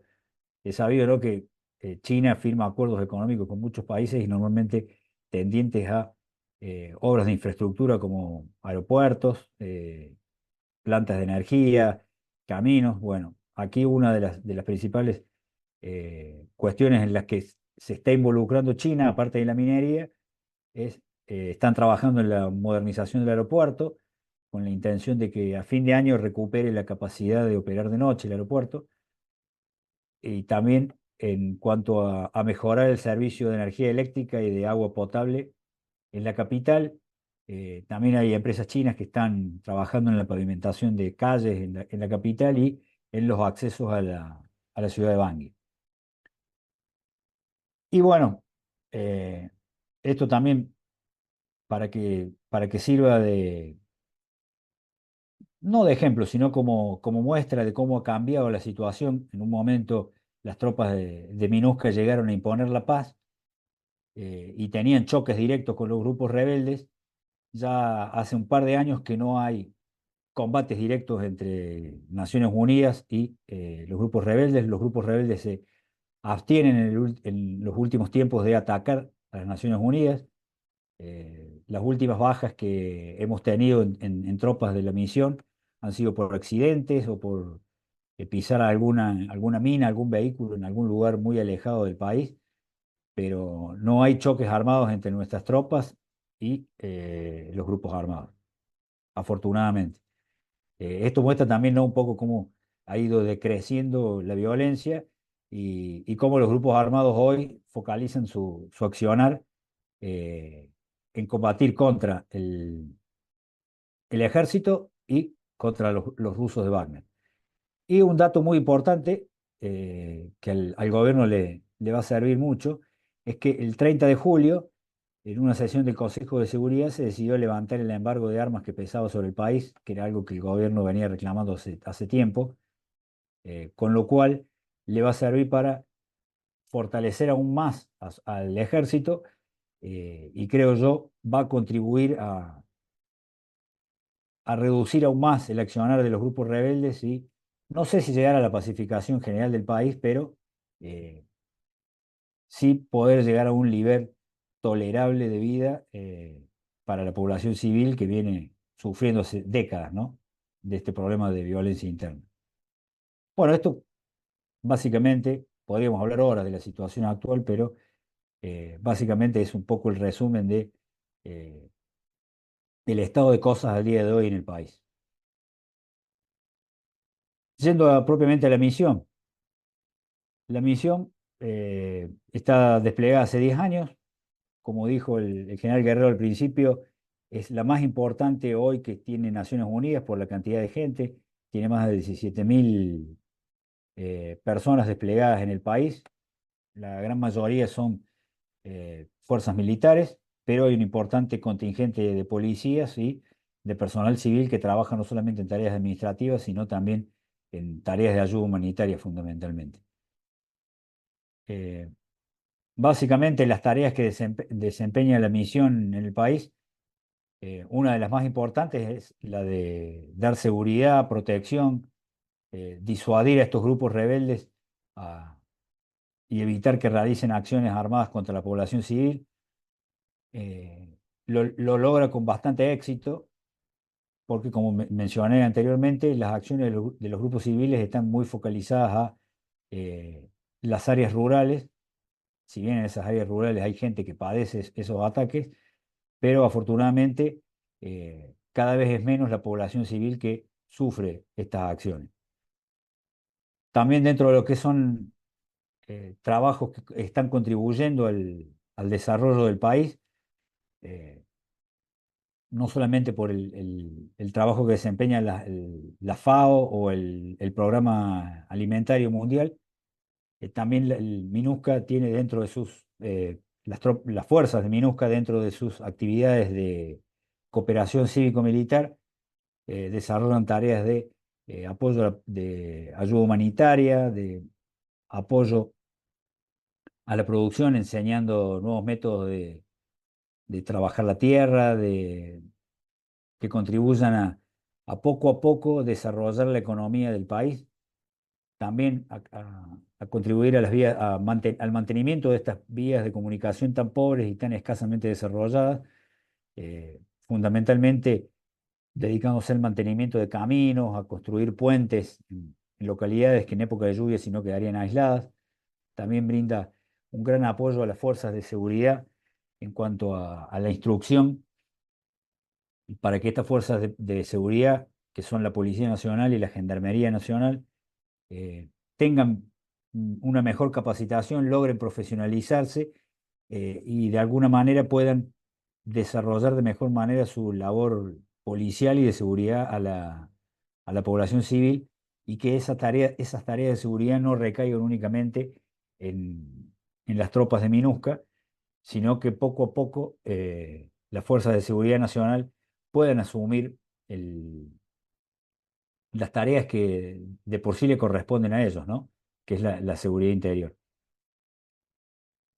Dentro de este personal, bueno, lo quería mencionar, dentro de estos más de 17.000 hombres, solo somos dos argentinos, estoy yo en la ciudad de Bría y hay un mayor que está en la capital. Somos los únicos representantes del país en esta misión, que, reitero una vez más, es la más importante que hoy Naciones Unidas está conduciendo en el país, en el mundo, perdón, teniendo en cuenta, ¿no?, que el año pasado la misión de Mali se levantó por las exigencias del gobierno de facto que había tomado el poder hace poco. Pero bueno, yéndonos a MINUSCA, creo yo que la misión, con las dificultades propias del lugar, con la complejidad que tiene la complejidad política y militar que tiene el país, ¿no? Que tenemos que convivir con el grupo Wagner, eh, cumplir con el acuerdo internacional y cumplir con el mandato. La misión está llevando a cabo su misión, eh, cumpliendo, valga la redundancia, con el mandato y desarrollando las tareas que ese mandato le impone, eh, creo yo que con mucha efectividad, con las dificultades propias del terreno y que la logística le imponen a la misión, ¿no? esta carencia de vías de comunicación, esta carencia de infraestructura, dificulta mucho el accionar de nuestras tropas en el terreno porque eh, cuesta mucho llegar a lugares alejados o a veces a lugares que pueden estar cerca. Para darles un ejemplo, desde donde estamos nosotros en Bría, para llegar a una base que tenemos en Guada, es una ciudad que está a 90 kilómetros de acá, tardamos 2 días en llegar. Los vehículos, pese a que tenemos vehículos todoterreno, vehículos militares, también todoterreno, por las condiciones de los caminos, con las lluvias y un sinnúmero de otras cosas, hacer esos 90 kilómetros insume prácticamente 2 días. Así que imagínense la dificultad que el terreno le impone a nuestras tropas para poder cumplir con su misión. No es una misión fácil para el soldado que está en el campo. Bueno, avanzando a lo que es el programa de DDR, desarme, desmovilización, reintegración y repatriación. En el caso de la República Centroafricana, la última R no se lleva a cabo, porque no hay repatriación de ningún combatiente, porque son todos locales. Eh, en la parte que más me compete a mí, las fotos que pueden ver acá son de hace poco, de este último mes, de ex combatientes que decidieron voluntariamente sumarse al programa y entregar sus armas. Este programa básicamente consta de 3 grandes etapas, ¿no? La primera es el desarme, donde el ex guerrillero, el ex rebelde, él llega con su armamento, lo entrega, nosotros se lo recibimos. Es una exigencia que el armamento tiene que estar en condiciones de funcionamiento. Una vez que el hombre es desarmado, se lo desmoviliza. ¿Qué significa eso? Lo llevamos a donde está su grupo familiar. Normalmente estos hombres están en una punta del país y sus familias están en otra o en lugares muy alejados. Entonces Naciones Unidas, una vez que el hombre se ha sumado al programa voluntariamente, en la parte de desmovilización se lo lleva a su grupo familiar, a su comunidad de origen, o a donde él pida ser reinsertado, ¿no? Y finalmente llega la etapa de reintegración, que la etapa de reintegración es tratar de que este hombre vuelva a ser un miembro útil y activo de la sociedad, ¿no? Para ello, el programa contempla la realización de cursos de capacitación en el cual se les enseñan oficios diferentes, ¿no? Carpintería, mecánica, electricidad, eh, sastrería, albañilería, diferentes oficios para que este hombre, que en la mayoría de los casos llevan años formando parte de estos grupos, años viviendo en el monte, diríamos, en Argentina, luchando. Muchos de ellos han sido niños soldados que fueron secuestrados cuando eran niños, no conocen otra forma de vida que la que pasaron durante esos años en los grupos armados, y muchos no saben hacer otra cosa que empuñar un fusil y combatir. Entonces, la parte más importante del programa es darle herramientas para que puedan reintegrarse a la sociedad y evitar que en un corto tiempo o en el futuro se vean desalentados y busquen volver a esa cierta seguridad económica que el grupo les proporciona, ¿no? Porque pertenecer al grupo les implica recibir una cierta suma de dinero, recibir alimentación, y poder quedarse con lo que en las incursiones armadas eventualmente pueden robar. Entonces, eso es una tarea fundamental del programa. De este programa, para este programa en 2019 se firmó un acuerdo con los 14 grupos que están desplegados en el país, pero sin embargo, los grupos no se desmovilizan orgánicamente. Normalmente son individuos de a uno, de a dos, de a tres, de a cuatro en el mejor de los casos, que normalmente en horas de la noche se acercan a una base nuestra de Naciones Unidas diciendo que quieren unirse, llegan con su armamento, los acogemos, les damos un lugar donde instalarse por unos días hasta que los insertamos en el programa, y vemos hacia dónde los podemos llevar, a dónde necesitan instalarse, porque hay que sacarlos del lugar donde ellos se entregaron, porque si no, seguramente van a ser objeto de represalias, y la intención no es que el hombre sea asesinado por sus pares, sino que pueda sustraerse de la lucha y ir reduciendo de esa forma el accionar de estos grupos armados. Este programa es dirigido por el gobierno local. El gobierno nacional tiene un ministerio de desarme, desmovilización y reinserción. Es coordinado por Naciones Unidas, y en los hechos, en el terreno, quienes lo llevamos a cabo somos en los componentes civiles y militares de Naciones Unidas. Yo, por ejemplo, trabajo en paralelo con una oficina civil de Naciones Unidas.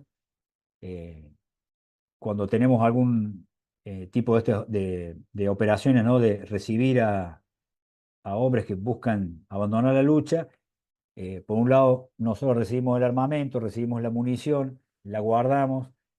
La parte civil, mi contraparte civil, es la que se encarga de eh, entregarle de sumarlo, perdón, de sumarlo al programa de capacitación laboral, de controlar que participe en ese programa, al final del programa de darle un kit de herramientas y una ayuda económica para que él pueda montar su pequeño taller y empezar a trabajar. Entonces, desde el punto de vista profesional y de experiencia, es muy bueno porque podamos trabajar en forma mancomunada el componente militar y civil en este programa, que es una parte muy importante del proceso de paz de Naciones Unidas en el país. ¿Cuáles son los desafíos que tiene este programa? Fundamentalmente, por un lado, lidiar con el temor que estos hombres tienen a represalias, lo cual es lógico, ¿no? Porque para los grupos armados de los que ellos eran parte son considerados desertores, traidores. Entonces su vida realmente corre peligro si los ven en el momento en que se están entregando, o si se enteran a dónde los van a trasladar, no solamente ellos, sino también sus familias. Entonces, por eso parte del programa es relocalizarlos a ellos y eventualmente a sus familias en un lugar donde estén a salvo o alejados de los grupos de los que eran parte. También la dificultad para reintegrarse, como les decía recién, hay que considerar que muchos de ellos hace años que estaban en la lucha, no conocen otra forma de vida. Entonces reinsertarlos a la vida civil es muy difícil. Entonces todo un desafío para ellos y para el programa, lograr que logren reinsertarse acabadamente, ¿no? Que eviten la tentación de volver a la lucha y sumarse al grupo del que eran parte. Y también, ¿no? Dadas las condiciones económicas y sociales del país, la falta de oportunidades laborales, de poder trabajar, de poder desarrollarse económicamente y sostener a su familia, es una enorme dificultad para estos hombres, por la situación propia del país, ¿no? No es fácil vivir y trabajar en la República Centroafricana para cualquier hombre, para cualquier mujer, dadas las enormes limitaciones económicas que el país presenta, y para el desarrollo personal y profesional que una persona puede tener. Creo yo son esos los desafíos más importantes que el programa enfrenta, porque si se quiere, la parte de desarme, el desmovilización y la reintegración son las etapas más fáciles. Lo difícil viene cuando este hombre terminó su programa de capacitación y, más allá de tener una ayuda económica y de tener las herramientas para poder montar su propio emprendimiento, que con el tiempo realmente ese emprendimiento pueda ser sustentable y le permita sostenerse él y su familia. Creo que yo que ese es el desafío más grande, y que muchas veces escapa a las capacidades de Naciones Unidas, ¿no? Y también del propio gobierno.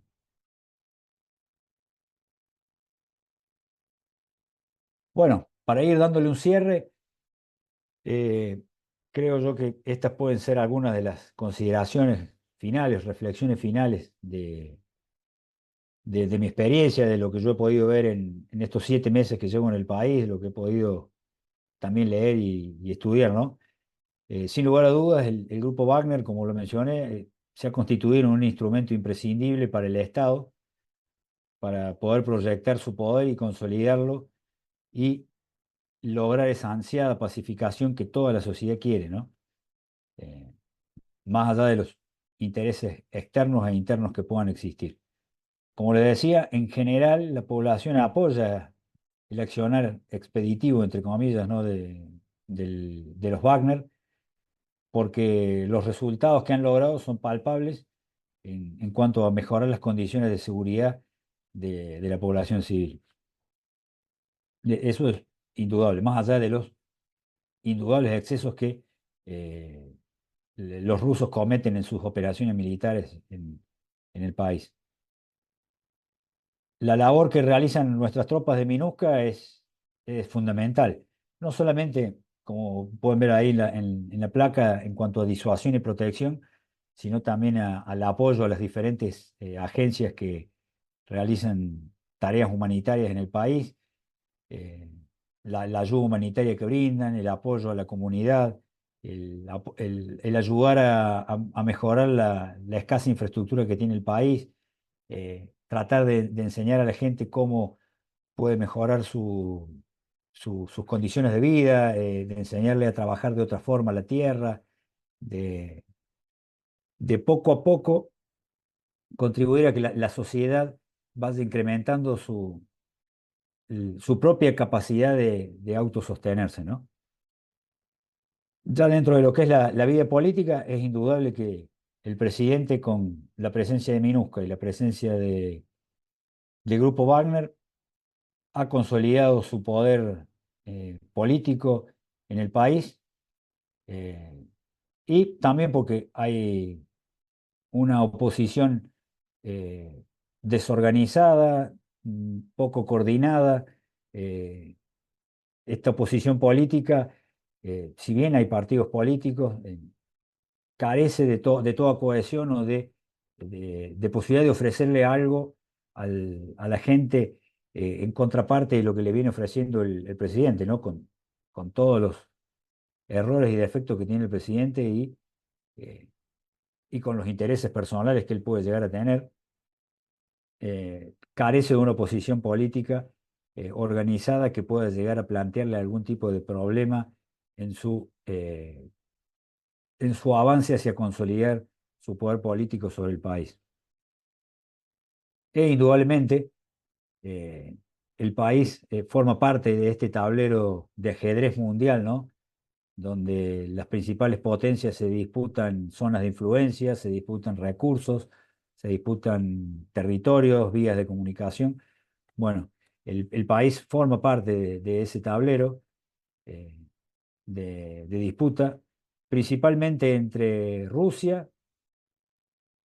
Ahora tenemos de a poco ingresando a China, y a un Occidente que, podemos decirlo, ha abandonado bastante el continente africano en este siglo XXI, principalmente Francia, que era la potencia colonial, que siempre había mantenido una gran influencia sobre todas sus ex colonias.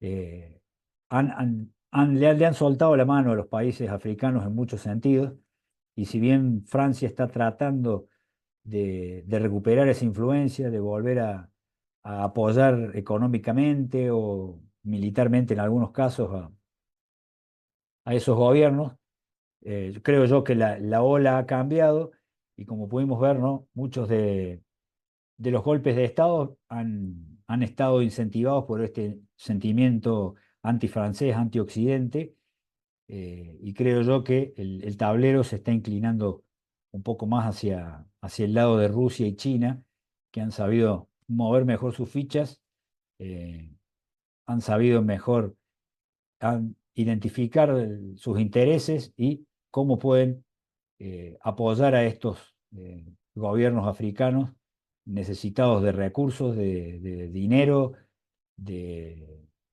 y de poder militar fundamentalmente para consolidar sus proyectos de poder, ¿no?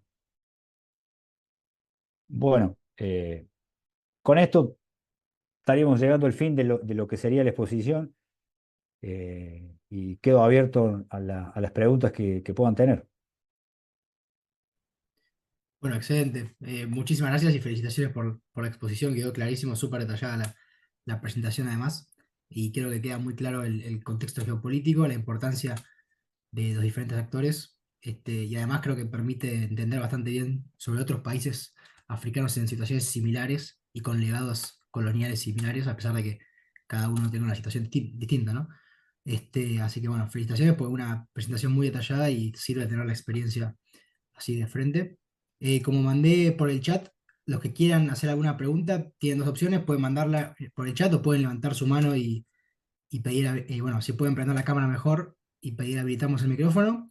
Pueden ser preguntas dirigidas a Gabriel, a José María o a ambos, pero bueno, hagamos poquitas porque ya estamos más o menos en el horario. Y Gabriel, si querés, mientras que ellos mandan sus preguntas, no sé si vos querías agregar algún comentario final acerca de la exposición o alguna reflexión que tuvieras. Sí, no, simplemente, bueno, me pareció brillante, ¿no? Carranza, la exposición para tener una idea de lo que ocurre, ¿no? Lo complejo, cuando yo decía complejo, ¿no? Complejo, habrán visto lo complejo que es, sobre todo lo que es el desarme, la desmovilización. Y también nos llama mucho la reflexión el tema este del grupo Wagner. Hemos hablado muchas veces en clase del problema ético, ¿no? Y sí, muchas veces hemos hablado de la relación fines y medios, ¿no? Es decir, es una paz que le está costando éticamente a la República Centroafricana y al mundo otras cuestiones, ¿no? Si yo no tengo mala información, ningún miembro del grupo Wagner, no sé, Carranza a lo mejor tiene mucho más información que yo, ha sido llevado ante un tribunal me refiero a los líderes, ¿no? Por crímenes de guerra, cosas por el estilo. Siempre se habla y, bueno, entonces, digamos, esos resultados de pacificación son a sangre y fuego y a costa de, digamos, es decir, y como decía Carranza, lo difícil para las Naciones Unidas es convivir con eso y tratar de mantener la balanza, ¿no? Algo sumamente difícil, ¿no? Y sumamente complejo, sobre todo porque hay una relación oficial de ese grupo con el gobierno, lo cual es una cosa muy compleja, ¿no?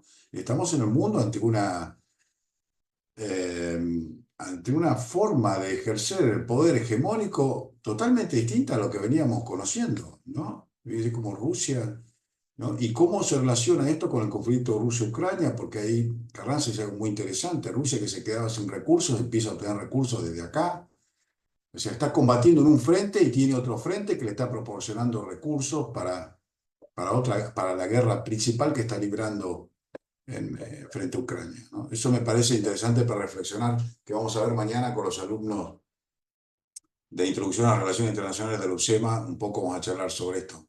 Así que bueno, para no alargar más, creo que eso es importante para pensarlo. Muchas gracias, Facundo. No, gracias a vos. Bueno, muy bien, no hay preguntas, así que solamente voy a hacer una y que sirva a modo de cierre, que es que vos, José María, mencionaste que a veces las personas que se desarmaban y desmovilizaban estaban unos en una punta del país y en otra punta estaban sus familiares. Y bueno, en el caso de ustedes que son soldados desplegados argentinos, ustedes están más lejos todavía de sus familias, así que les iba a preguntar cuánto tiempo les falta a ustedes para regresar a sus casas, a sus familias, particularmente a vos y a tu compañero argentino, ¿no? Bueno, los dos volvemos yo vuelvo a fines de enero, probablemente entre el 28 y el 29 de enero, y el mayor está volviendo unos 15 días antes que yo, porque llegó 2 semanas antes. Así que todavía estamos a la mitad de la misión. Ok, ok, buenísimo. Ah, bueno, ahí tenemos la pregunta de Tiago que la voy a leer en el chat porque parece que no tiene cámara y hacemos esta y cerramos. Tratemos de hacerla bien breve, que ya Bueno, estamos en horario. Así que te la leo y vos la respondés, o ambos, no sé. ¿Por qué Occidente es tan reacio a conformar regímenes más duros con los problemas políticos que tienen estos países, que lo que necesitan, principalmente, estabilidad política, jurídica y económica, para así evitar que lo hagan los enemigos de Occidente, que no tienen esos principios morales de los que habló el profesor Guerrero? O sea, básicamente, ¿por qué no van más duro desde Occidente? ese es un tema que vamos a tratar en clase más adelante y que es el tema de la intervención, el derecho a intervenir, ¿no? Que está permanentemente en coalición con la soberanía. Es decir, para los países de Occidente no es tan sencillo desplegar una fuerza, ya les dije, como dije al principio, ¿no? Una jugada de política internacional muy fuerte y que esa sea aceptada y sobre todo sea legítima. Por lo tanto, ese tema de imponer valores e ideas, incluso sobre todo en África, que son culturas muy fuertes, no ha funcionado. No ha funcionado. Y la intervención humanitaria es algo que, o la intervención en general y cuando se le pone como humanitaria, es algo que no siempre ha salido bien. Recordemos Somalia, este, Sierra Leona, es decir, casos en los cuales la tropa, la fuerza y los países involucrados en esa intervención han sido seriamente criticados y han perdido legitimidad, ¿no es cierto? Y ahí entra en juego ese tema de la legitimidad, que es un tema súper sensible.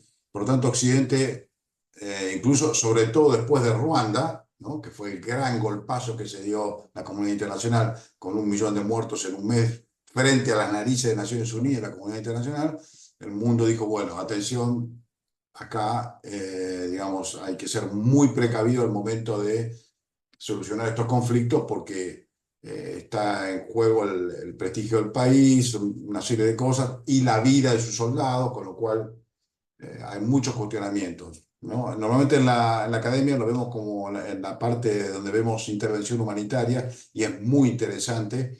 Kofi Annan lo aborda el tema como en un libro muy interesante que yo le he mencionado mucho a mis alumnos, que se llama Interventions, que él habla esta dicotomía de la necesidad de intervenir y el derecho a lo que él llama la sacrosanta soberanía, ¿no?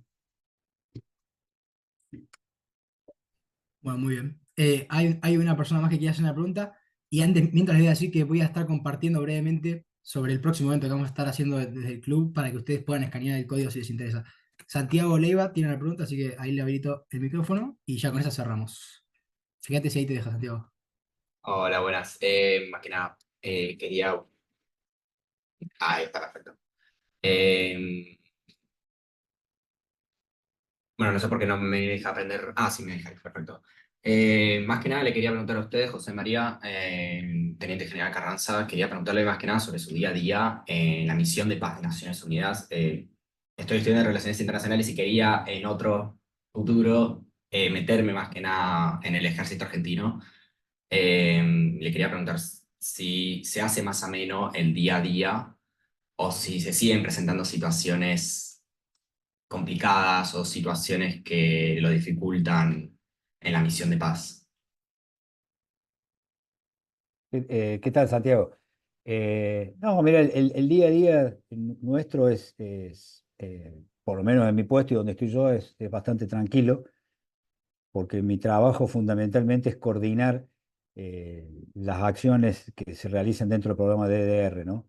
Si bien yo voy cuando algunos de estos hombres deciden entregar sus armas y sumarse al programa, eh, pero básicamente mi tarea es coordinar el funcionamiento del programa, ¿no? O sea, el traslado de este hombre hacia el lugar donde está su familia, la guarda del armamento, las escoltas o la seguridad cuando necesitamos recibir a más de una persona y eh, tenemos que montar una pequeña operación para recibir a más gente. Bueno, toda esa parte queda a cargo nuestro, y es un trabajo más de coordinación y de dar órdenes a los elementos que tienen la responsabilidad, ya sea de guardar el armamento, de dar la custodia, la seguridad a un transporte que va por tierra eh, o de proporcionar una escolta. Eh, como lo mencioné, la región nuestra está bastante tranquila. Hay incidentes, pero son en lugares muy alejados. Cada vez los incidentes armados se están alejando más de las poblaciones urbanas y focalizándose en lugares alejados. Así que por ese lado, la labor nuestra es bastante tranquila. Siempre observamos, obviamente, no todas las cuestiones de seguridad cuando salimos a la calle o cuando tenemos que hacer alguna actividad en el terreno, pero eh, afortunadamente la situación es bastante tranquila en ese sentido. Facundo, si me permitís el último comentario sobre esta Adelante. pregunta que dice que le hicieron a Carranza, nadie vuelve de una misión de esta siendo la misma persona, ¿no? Se ven cosas realmente increíbles y que sobre todo que enriquecen a las personas y le dan una visión muy amplia de lo que es el mundo y en que está, ¿no? Así que combinar las relaciones internacionales con una operación de este tipo es algo fantástico porque, digamos, es como tener la visión completa las relaciones internacionales aterrizando en el terreno, ¿no? Ahí en el campo táctico, ¿no? Todo eso que hablamos de la hegemonía y los países y la lucha, la riqueza, los recursos, el conflicto y demás, están ahí en concreto en lo que explicó Carranza muy claramente, ¿no? Bueno, gracias. Buenísimo, sí, totalmente de acuerdo. Yo personalmente he disfrutado mucho, así que gracias a todos los que participaron y a nuestros dos expositores. Y bueno, vamos a ponerle fin, que ya estamos en horario. Espero que lo hayan disfrutado y los esperaremos en próximos eventos. Muchas gracias nuevamente a José María y a Gabriel. Ha sido un placer. No, por favor, muchas gracias a Gracias. ustedes. Adiós. Carranza, un abrazo grande, ¿eh? Hasta luego. Un abrazo, mi general.